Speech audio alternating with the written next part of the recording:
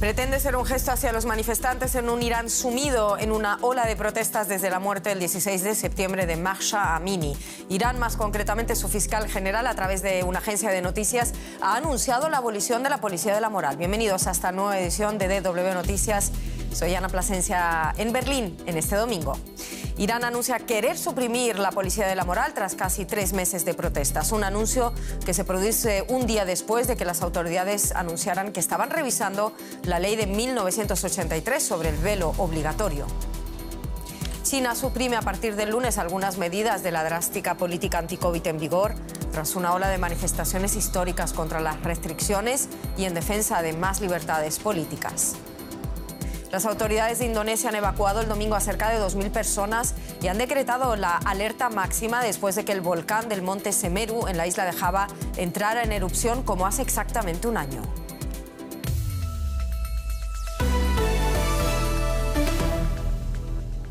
Una noticia que hay que manejar con cautela. Irán anuncia la abolición de la policía de la moral, fuerza que vigilaba la vestimenta de las personas y detenía sobre todo a las mujeres que no se cubrían de acuerdo con los códigos dictados por la República Islámica. El anuncio llega después de meses de manifestaciones provocadas por la detención y posterior muerte de Mahsa Amini, que falleció tras ser detenida por supuestamente violar ese estricto código de vestimenta.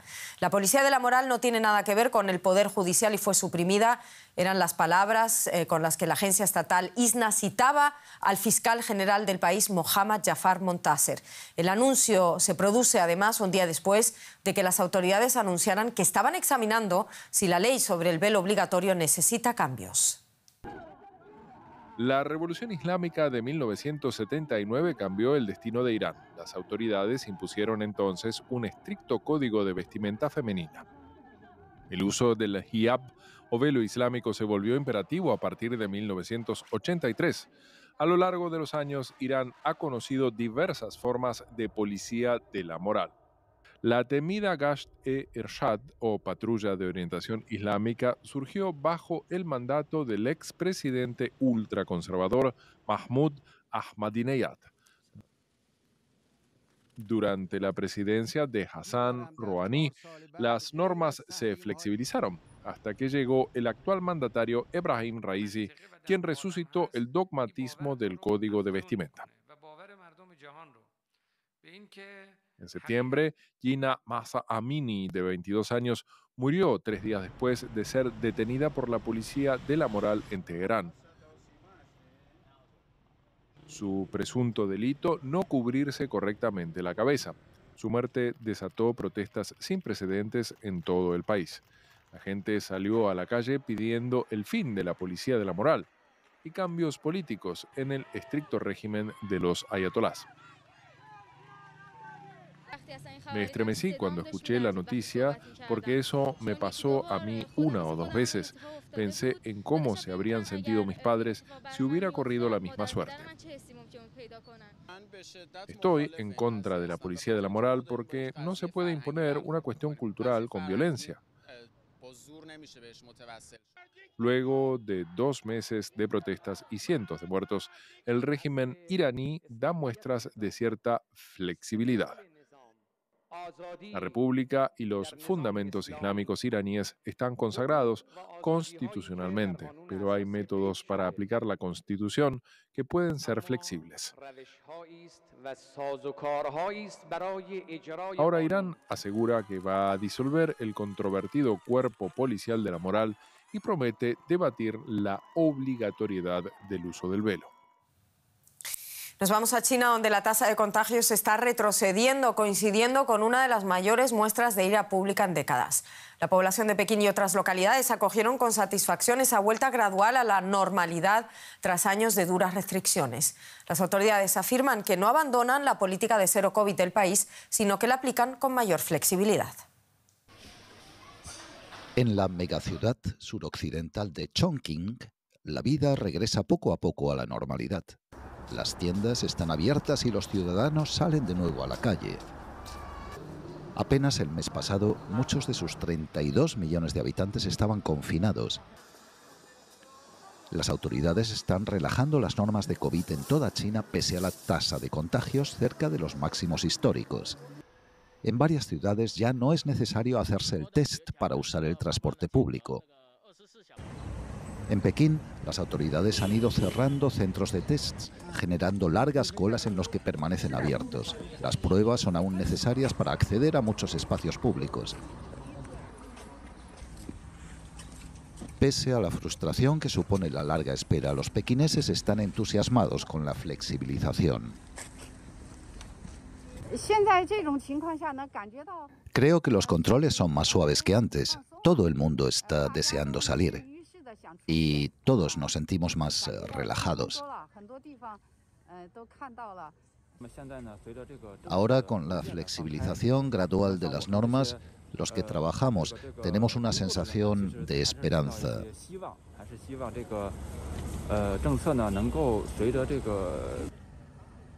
Aún con los cambios en las normas, Pekín afirma que sigue con su política de cero COVID, pero con un enfoque más flexible y específico. Las tasas de vacunación siguen siendo bajas entre la población vulnerable de edad avanzada. Pese a ello, las autoridades evitan las vacunas occidentales. Los epidemiólogos advierten que China no está preparada para afrontar la oleada de casos que puede llegar con la reapertura. La Unión Europea revisará la normativa sobre subsidios y otras ayudas estatales en respuesta a la ley de reducción de la inflación de Estados Unidos aprobada en agosto. El bloque expresó su preocupación por las generosas ayudas a compañías estadounidenses de la industria automotriz y de baterías eléctricas, entre otras. La presidenta de la Comisión Europea, Ursula von der Leyen, afirmó que las medidas buscan reequilibrar el campo de juego ahí donde la normativa estadounidense cree distorsiones que afecten negativamente a las empresas y mercados europeos. Su anuncio llega en vísperas de una reunión ministerial entre Bruselas y Washington sobre comercio y tecnología. Primer acuerdo tras una semana de diálogos de paz entre el ELN y el gobierno colombiano en Caracas. Miembros de la comunidad indígena en Vera, desplazados por la violencia, podrán regresar a sus territorios con garantías de no repetición y de retorno. Así lo anunció el presidente colombiano, Gustavo Petro. Aún no se ha previsto una fecha para el regreso de esta población que huyó de sus resguardos indígenas en los departamentos de Chocó y Risaralda, al noroeste y centroeste del país, debido a la guerra entre los narcos paramilitares y el ELN. El gobierno y la guerrilla negocian sin haber llegado aún, eso sí, a un cese al fuego entre el ejército y los 2.500 integrantes que tiene el ELN, según el Centro de Estudios Indepaz. El mandatario destaca que la garantía del retorno debe ampliarse a otros territorios del país. Escuchemos. Sobre el pueblo en Vera, entre otras, actúan hoy actores de la violencia, quitándoles la tranquilidad de vivir en su territorio. Uno de ellos, el ELN. Y Ecuador anunció este domingo la liberación de un miembro de la Marina de Chile secuestrado la semana pasada y por cuya libertad los captores pedían $100.000 a la familia. El marino fue secuestrado en el suroeste del país y rescatado finalmente con vida por la policía en la localidad de Durán, provincia de Guayas. Precisamente el puerto de Guayaquil se ha convertido en la ciudad más violenta de un país donde el narcotráfico se ha apoderado de las calles y las cárceles de esta zona. Desde febrero de 2021, más de 400 reos han muerto en cárceles de la región durante diferentes motines llevados a cabo por miembros de bandas criminales. Un brote de gripe aviar obligó este domingo a declarar en Perú, Ecuador y Venezuela la alerta sanitaria por al menos 3 meses para frenar el impacto provocado por la migración de las aves en el hemisferio norte. Perú se perfila hasta el momento como uno de los países costeros más afectados en la región.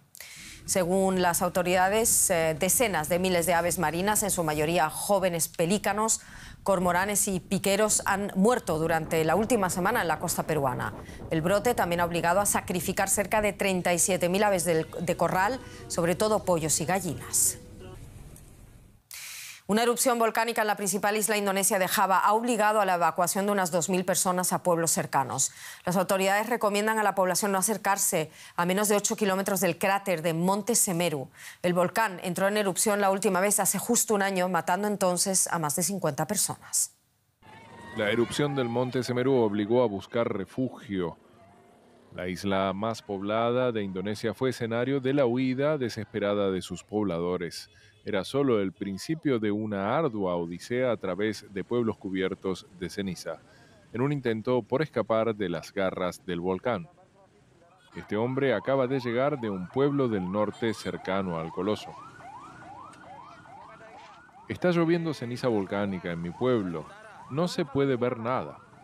Su cara sigue cubierta de polvo. ¿A dónde vais a ir ahora?, pregunta la reportera. No lo sé.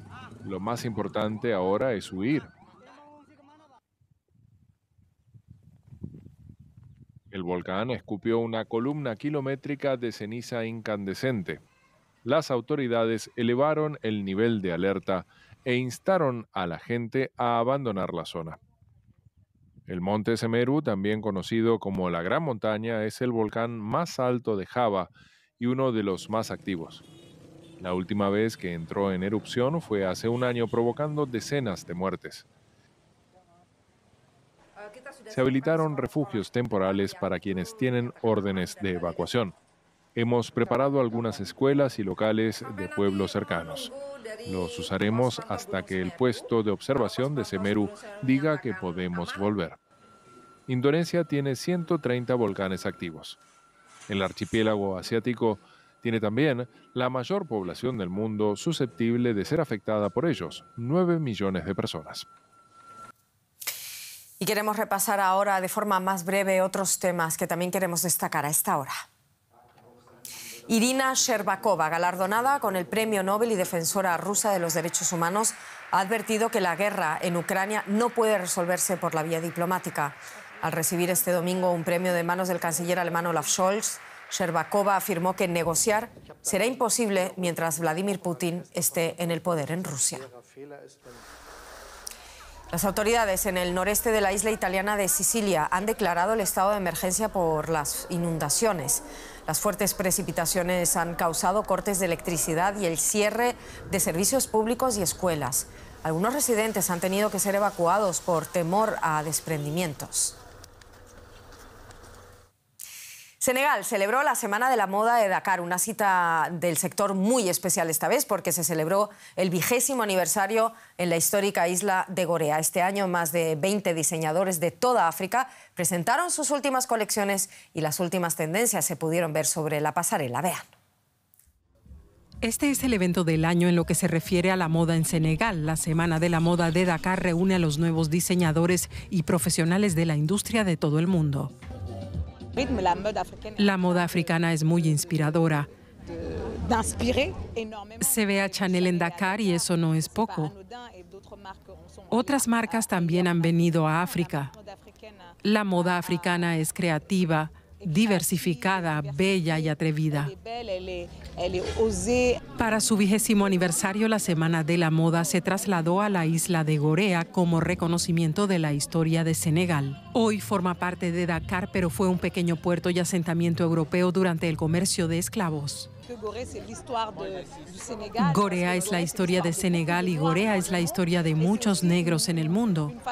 Así que es una manera de borrar este pasado doloroso y de presentar aquí un espectáculo colorido y sobre todo una mezcla cultural.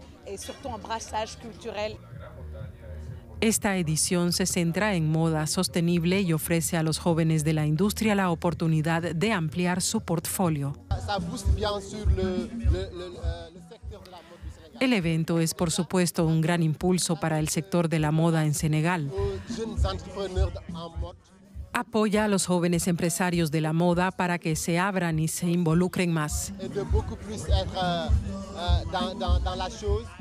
2 décadas después de su creación, la innovadora y colorida Semana de la Moda de Dakar se ha ganado un merecido lugar en la industria. Decenas de hinchas del Santos, cuna futbolística de Pelé, se congregaron este domingo en Sao Paulo frente a la clínica donde permanece hospitalizado el exfutbolista brasileño. Medios locales informaron horas antes de que el rey del fútbol ya no respondía al tratamiento de quimioterapia contra el cáncer de colon que le había sido identificado y había entrado exclusivamente en cuidados paliativos. Aunque ni el hospital ni la familia del astro de 82 años de edad han confirmado dicha versión, referentes a instituciones del fútbol, así como muchos seguidores del exjugador, siguen muy de cerca su evolución en todo el mundo. Aquí lo dejamos de momento. Gracias por acompañarnos un día más. Feliz domingo donde quiera que estén y que tengan un buen comienzo de semana.